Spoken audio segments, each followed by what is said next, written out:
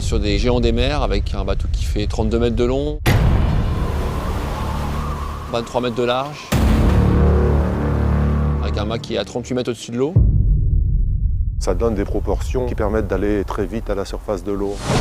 On a un bateau pour affronter tous les vents et toutes les mers du monde. On est vraiment sur des engins qui peuvent aller 2 fois, 3 fois plus vite que le vent. En équipage, on peut être à 100% du bateau tout le temps. La sensation exceptionnelle d'être entre l'eau et l'air. On est très heureux d'aller en Méditerranée. On a tous hâte de se retrouver pour vraiment le premier grand rendez-vous. C'est Nice avec tout ce que ça représente qui nous accueille. On va avoir un écrin magnifique. Nice, par rapport à son histoire, elle a cette vraie légitimité de dire oui, on a envie d'événements où on partage. La notion de partage est essentielle. Avec Nice UltiMed, on va associer à la fois une régate de haut niveau et une parade qui va permettre à tout un chacun de toucher les bateaux. La Méditerranée, c'est toujours la surprise. On peut très bien avoir un Mistral de fou et 40 nœuds de vent. Chacune de ces îles, chacun de ces endroits est un obstacle potentiel météorologique qui va rendre la course très complexe.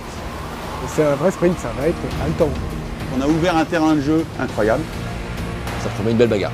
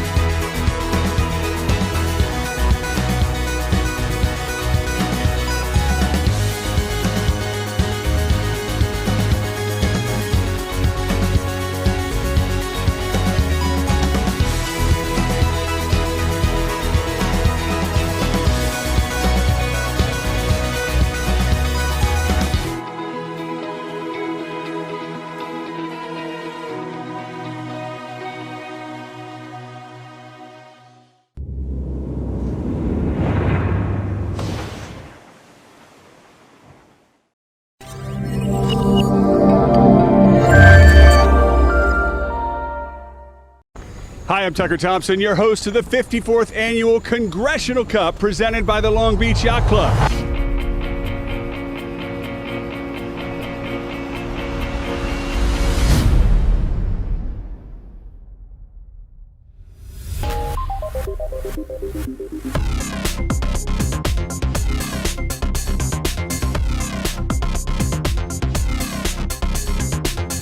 Taylor Canfield and team were at the top of their game in the semi-finals, making quick work of Johnny Bernstein 3 matches to none. And here comes Canfield. He's done it. We have our first finalist, and it is Taylor Canfield. Sam Gilmore pushed Dean Barker to a 4th match, but in the end, Barker moved on. Oh my goodness, big trouble for Sam Gilmore. The halyard, the shackle at the top has let go. Folks, Dean Barker is your finalist in the Congressional Cup. An incredible effort. The finals were a heavyweight matchup between 2-time Con Cup winner Dean Barker and 3-time champ Taylor Canfield. Taylor Canfield owns the mark, he owns the finish, and as he bears away, he's gonna own the race as well. Match number 1 of the finals goes to Taylor Canfield. Wow. Dean Barker licking his wounds and probably angry and aggressive on port. Look for Team American Magic to come into this match all guns blazing. He doesn't want to foul Canfield behind, doesn't want to jibe. Canfield looks to roll into a jibe. Watch out for the fake, Dean. Watch out for the fake. It's a fake. He's going back at Dean Barker now. Is Dean inside? Who's won it? They're crossing the line. They've crossed the line.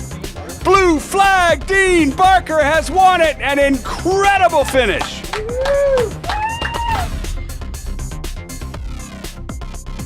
Canfield and Barker split the first 2 matches, but a wire-to-wire victory in match 3 put Canfield on the doorstep. Wow. Canfield again showing his dominance.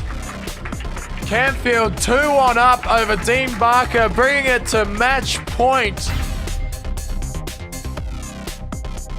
The team started even in match 4, but an aggressive tack by Barker put him down a penalty early. Oh, and Barker tacks back over onto starboard. Is he complete?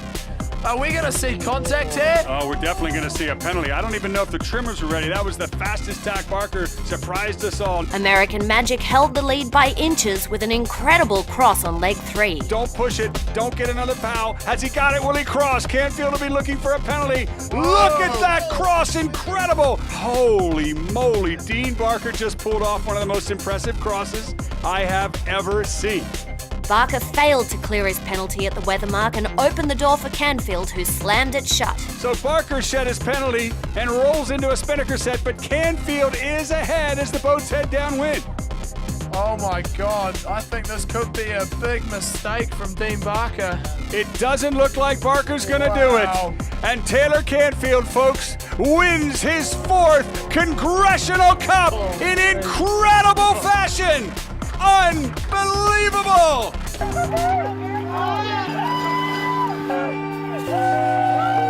We really appreciate all the support and everyone that's been here for us the whole ride. It's been a lot of fun, and Long Beach Yacht Club, we can't thank you enough. We'll be back again next year. It was Canfield's 4th Con Cup victory in only 5 years. He joined sailing legends Rod Davis and Peter Holmberg as the only skippers to win 4 Crimson Blazers.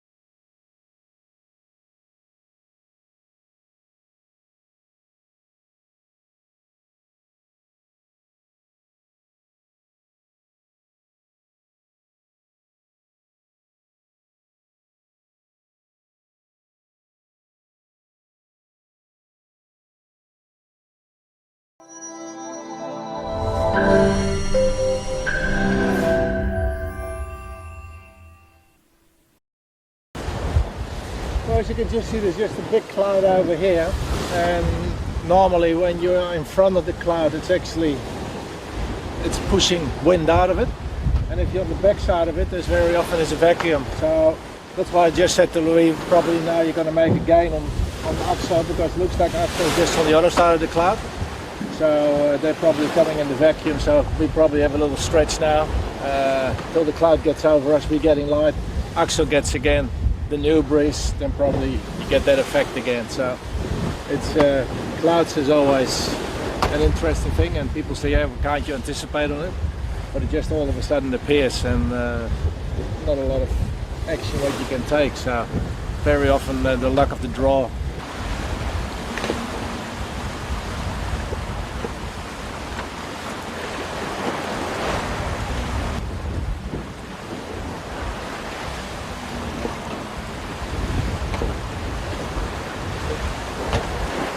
Greeny had the drone over the top of this container ship which has gone past, having a nice barbecue on top, and we've just gone past and we can smell the barbecue. We're very envious that we're eating freeze-dried that was probably made 4 years ago. They're having some nice steaks and beers up on the roof of the container ship. So to explain this idea, we decided to start off super simple, super basic.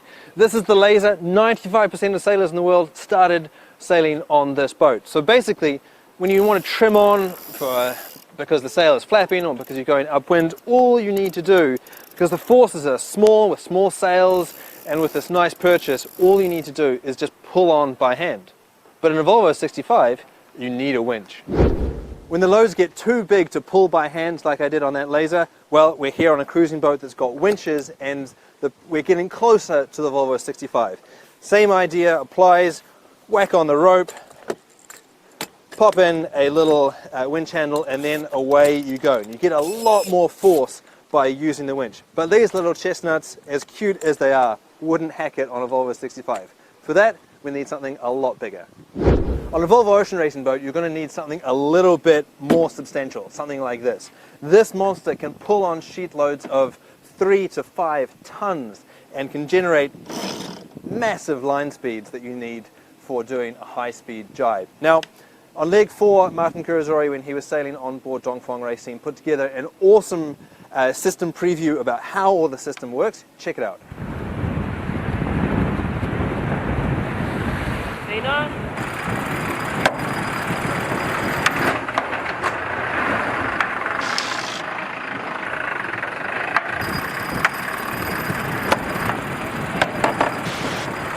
So that was a great demonstration showing the power transferring from these pedestal handles directly into the sail. But it was kind of short, so if you blinked, you probably missed it. To give you a little bit more detail, basically this is a pedestal winch, and you've got these 2 opposing handles. Now inside you've got a chain belt that goes down here and then connects to this drive shaft. And then your drive shaft goes inside the boat, has a right angle, and then comes up into the base of this winch. And so every time that I spin the handles here, you can see that the rope is starting to get pulled as we go. So this is kind of the main sheet system here. You've got typically one pedestal that can either be dedicated to the main sheet or can be connected up with the other pedestals, so you can get 6 people winding these winches with all of their combined power. And then, much like the gearbox in your car, there's a gearbox in these winches here. So you've got a slow speed for getting maximum force multiplication from here to there. So that's when you're pulling in a really big load or doing that final trim. Here is kind of middle of the road, when you're cruising on the motorway kind of style, when you've got a decent amount of load, but still a lot of rope to pull in. But then you've got this sort of top turbo speed. Now this is when you pull out to overtake. Anyway, you get the idea. But and so you're using those top speeds for the first part of a jibe when you've got a lot of rope to move, but not so much load on the sheet. So I hope that all of that together has explained the idea of why you need to multiply the force, because we're just not strong enough to sail a Volvo 65 just by pulling on strings with our hands, and then the way that this all works on board these boats.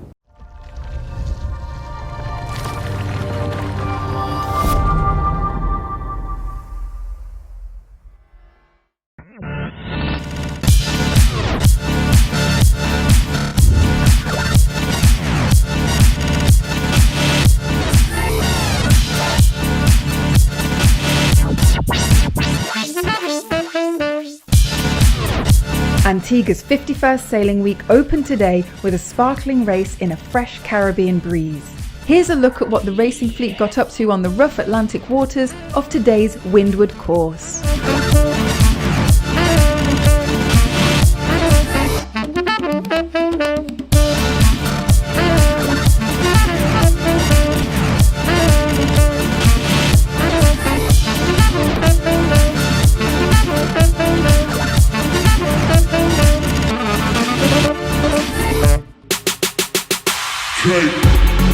With over 1,000 sailors crewing boats from 37 countries, the post-race talk on the docks was coloured by many different accents from around the globe.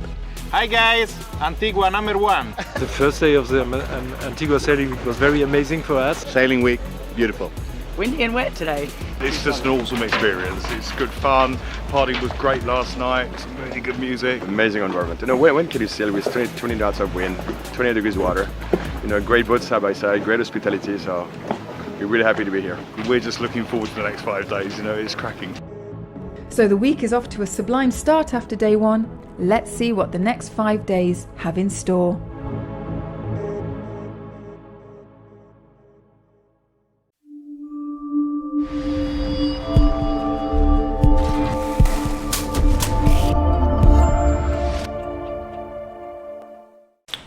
Well, it's that time of year again. We're in North Sails in the Sydney Loft, and visiting is Paul Westlake, who is Vice President of North Sails, and we're looking forward to another chat with him because he knows everything that's going on in the sailing industry. And the last time we talked about the Vendee Globe. That's where we left off, Paul. So let's start there and let's go through what's been going on for the last 6 months. So welcome to Sydney, and tell us all about the Vendee. Yeah, thanks, Jeff. Yeah, time flies. Boy, it doesn't seem that long ago that we were watching Amal and Alex just going head to toe the whole way around the world. The whole question over foiling. Alex absolutely showed the world that you can push performance to another level. Amal, we joked at the time when we last spoke halfway through the race that I think I made the call that it was a bit of a cat and a dog kind of deal where one was chasing the other and they had different strategies, but at the end of the day, fantastic race. Amal showed that he is a true champion, and it set the base really for 2020 for the next event really well, because there's a new breed of young adventure sailors who are getting programs together. At our current count, I think there's 4 confirmed new boats for 2020. I know a 5th is kind of on the drawing board, just waiting some final sponsorship. And Jeff, I have to, good news for you and I is we don't have to do the event. Good news is that the average age, these guys are all under 30. They're their mid-20s. They've come through Figaro, and they're getting sponsorship, and thanks to some fantastic support. Is it France? Are they all French? Not all French, obviously. Alex isn't French, but the France is still the breeding ground. It's absolutely the breeding ground. But there's a new Japanese guy who seems to be getting some funding together. So I mean, it's a broad spectrum. But the French is the breeding ground, and that Figaro class and the mini class really gives them the skills to be able to go and take on these 60-footers. Well, we're both Vendee freaks of all kinds. For sure. Because of the fact that we just love it, because it's the hardest sporting event in the world. But when's it going to bring somebody out from Australia? Oh, that's always a good question, Jeff. I think when we look at, just leading off from Vendee into Australia just generally, I mean, it is just powering down here at the moment. It's fantastic to see what's going on. We talk about the great race every year. That's a focal point of Australian offshore sailing. Once again this year, easy 400 footers, probably 500 footers. I know the 4 that we work very closely with, which is Wild Oats, Comanche, Infotrack, and Blackjack, I mean, those 4 boats are full on into development right now. As we're talking, phones are ringing. We're doing studies for them. They want to go faster and faster. And I expect to see Whitty and the Scallywag coming back down too, which will be awesome. So 500 footers. Matty Allen's new 52. What a boat. I mean, the Itchy Barn. 4 from 4, Matt is. You know, that's impressive. That must give reason for other owners to respect the fact that if you put a good program together, you don't need to go and, you know, race the America's Cup. To put a good program together with solid equipment, with good people, with a blend of friends and professionals, get the right advice, and boom, you win the Hobart race, you win the IRC National Championships, you know, you win Geelong. I mean, you know, it's just, it's impressive what he's going to do with that boat. And then on the other side, you've got a gentleman like Marcus Blackmore. I mean, you know, Marcus you know, has been a great competitor over the years with all these hooligans. He went a slightly different route, and he chose to buy the top Super Series boat, Azura, which was launched in 2015. So, and he's bringing that down, and we're racing that this weekend in Port Stephens. So a lot of activity going on here at the top end of town, but also, you know, McConaughey 38s, I mean, the club racing scene, Adams 10s, Etchell fleet, the Etchell Worlds in Brisbane this year. Etchells are just going crazy. I've been doing a bunch of Etchell sailing. We've been doing a lot of product, you know, kind of testing, rig testing. Sure. I mean, everyone's pushing hard. Australia's a great place to be at the moment. It's really cool. Well, that's good, mate. Well, it's good to see that the local area is going well. Now, what about Northern Hemisphere? What about the fast 40s? What's happening with them? Yeah, fast 40s, man. Well, there's a class that a little bit like, I guess you'd say, the McConaughey 38s are here in Sydney. You know, very dominant kind of fleet. You know, 9-10 boats. Fast 40s, I think they're up to boat 12 at the moment. They just had their Easter regatta. I think they only got like 5 races in or 4 races. The weather was pretty ordinary, unfortunately. It always is. I've been to that many times. Yeah, I think the Easter regatta, if you're in the UK in the Solent, it's a little tough time to go racing.